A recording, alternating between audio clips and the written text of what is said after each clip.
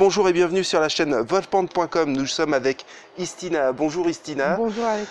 Alors tu vas faire partie du festival Sortir les femmes de l'ombre qui se déroule du 9 au 13 mai. C'est bien ça. Ça a été créé à partir d'une réflexion sur la représentation de la femme. Et c'est l'artiste Lily Luciole qui souhaite mettre en lumière les artistes.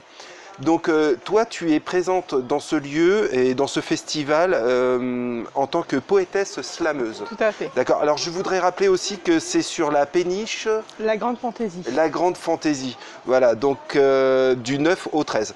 Donc alors, toi tu es poétesse slameuse. En fait, comment t'es arrivée justement à devenir poétesse et slameuse ?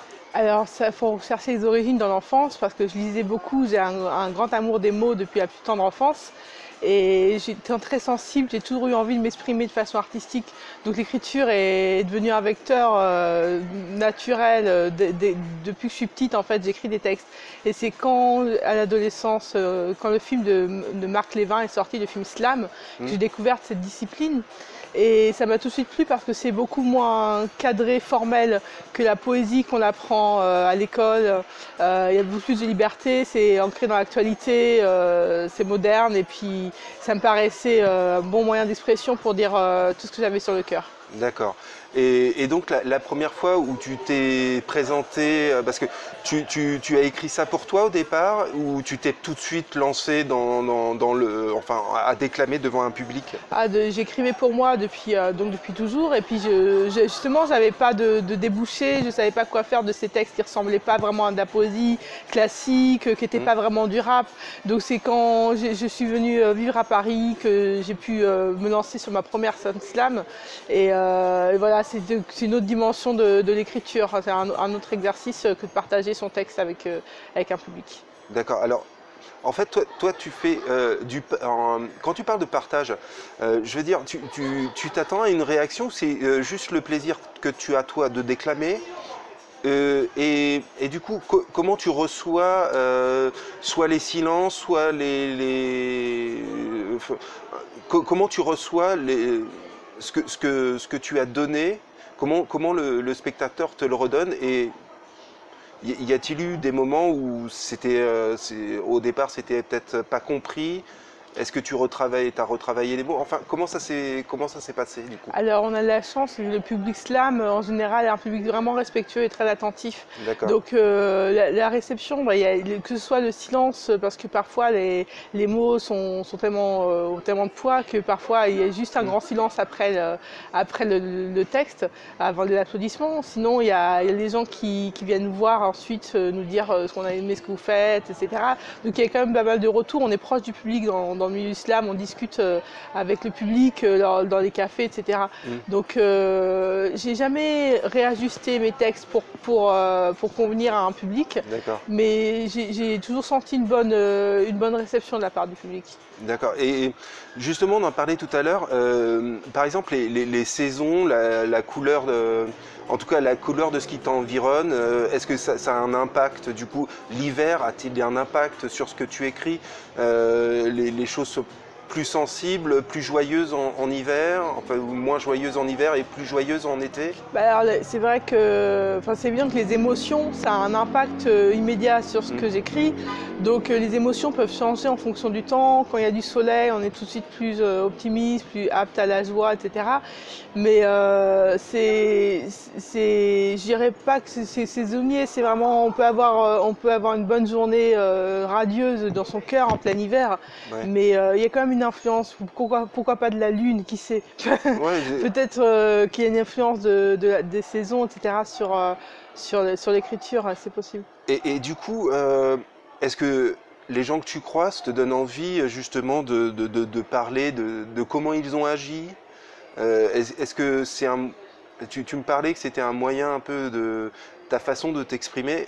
Est-ce que quand tu vois des mauvaises choses, du coup tu aimerais, je sais pas, je me dis que par exemple tu vois une mauvaise action d'une personne, est-ce que tu as envie de lui... Du coup, tu n'as pas envie de t'énerver, mais tu vas déclamer ça, tu vas laisser mûrir ça et tu vas déclamer ça. T'aimerais pas plutôt lui dire tout de suite? Ben, en fait, j'ai pas un tempérament qui explose tout de suite. Hmm. C'est vrai que j'intériorise beaucoup les choses. Donc, c'est ça qui va nourrir aussi mon écriture, accumuler plusieurs expériences. Et puis, quand il y a un sentiment global qui se détache, je vais avoir une idée pour un texte. Après, en plus de par la maturité, je suis beaucoup moins de colère que j'avais avant, qui se ressentait beaucoup dans mes textes, une grande colère, et je suis beaucoup plus sereine maintenant. Donc c'est vraiment sur scène que je vais plutôt laisser s'exprimer ces sentiments, ces émotions. Et dans la vie de tous les jours, je suis assez zen. Ouais, assez zen, mais du coup, tout ça, quand tu vois tout le trajet que tu as fait jusqu'à ce festival, tu dirais, comme tu as dit, tes textes se sont apaisés. Mm. Du coup, est-ce que tu crois que le spectateur attend justement cette colère et est-ce qu'il préfère quelque chose d'apaisé ou plutôt de colérique? Alors en fait dans les textes que je partage, parce que j'écris aussi encore beaucoup pour moi, donc ces textes plus intérieurs, plus apaisés, mais je partage les textes que j'ai écrits quand je vivais à Paris parce que les thèmes sont encore d'actualité.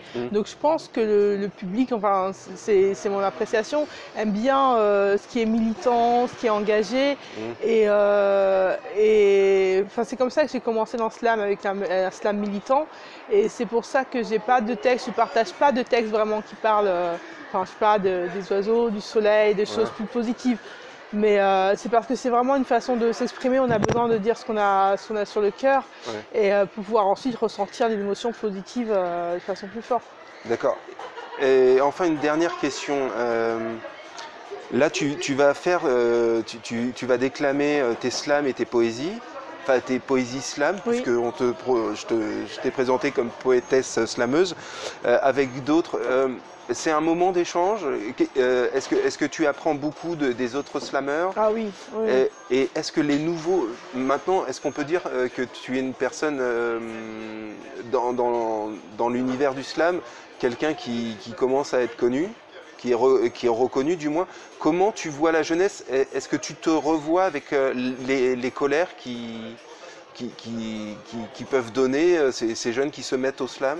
Oui, je me reconnais, je vais voir la scène que je fréquente le plus, si tu l'appelles de Downton, rue Jean-Pierre Timbaud, il y a souvent des nouveaux slameurs qui disent leur premier texte. Et je ressens, oui, la colère, l'enthousiasme, et qui me rappelle aussi mes débuts, puis aussi comment je peux me sentir maintenant. Et pour répondre par rapport aux rencontres, c'est un des points forts du slam que j'aime dans ce milieu, c'est justement l'opportunité de rencontrer d'autres personnes qui partagent les mêmes centres d'intérêt ou pas, mais en tout cas le centre d'intérêt des mots, de la poésie, et puis du partage, quoi. Et puis les personnes qui sont avec moi sur ce projet, Lily, Marie que je connais déjà et d'autres des formidables découvertes. Donc oui, j'aime beaucoup ce lieu, enfin le fait que ça m'ait amené ici pour la grande fantaisie. Oui. Et après ce festival, alors toi tu y seras quel jour à ce festival? Alors on se produit le 10 mai. Le 10 mai. Donc toi, si on veut écouter tes poèmes, faut venir sur la péniche le 10 mai. Tout à fait. On mettra. Alors, désolé pour les tremblements. On mettra les liens pour venir te voir en dessous de la vidéo. Qu'est-ce que tu nous prépares en fait pour 2018? Est-ce que tu as d'autres festivals? Où est-ce qu'on peut te voir enfin voilà, qu'est-ce que tu vas faire? Alors vous pouvez me voir donc régulièrement sur la scène du Downton Café, rue Jean-Pierre Timbaud, 46 il me semble.